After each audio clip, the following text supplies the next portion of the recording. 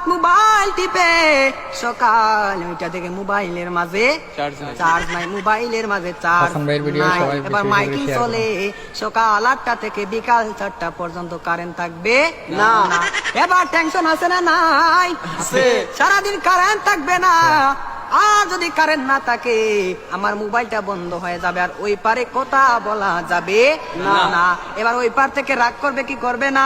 করবে। এবার যখন বিকাল 4টা বেজে গেল, যেই মাত্র কারেন্ট আসলো আর মোবাইলটা চার্জে লাগাইয়ে টিপানো আরম্ভ, এবার মেসেজ করে হাই, এবার গিয়ে দেখে ওই পার থেকে ব্লক করে দিছে, ব্লক করে দিছে। এবার ছেলেটা তো টেনশনে আছে, হারে ব্লক করে দিল, আমার দিনে তো ভালোবাসা কোথায় গেল।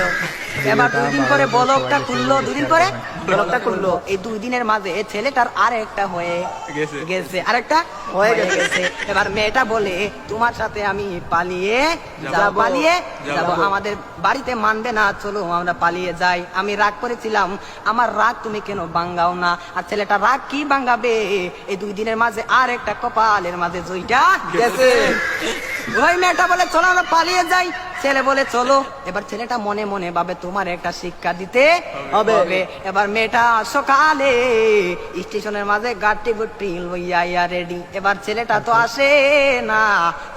আসে না, আর মেয়েটা বাড়িতে কি যাবে, বাড়ির মাঝে 3 হাত লম্বা একটা চিঠি দিয়া পাইছে, পাশের গ্রামের রফিক মিয়ার সাথে পালিয়ে যাবে, বাড়িতে চিঠি দিয়ে যায়। আমি আর বাড়িতে মাঝে কোনোদিন আসবো না, তার নয় কার না, আমি আর কোনোদিন বাড়ির মাঝে আসবো না। আমি চলে গেলাম পাশের গ্রামের রফিক মিয়ার সাথে। এবার রফিক মিয়া তো আর আসে না, না। এবার 1 ঘন্টা চলে যায়, 2 ঘন্টা চলে যায়, ছেলেটার মোবাইলে বন্ধ।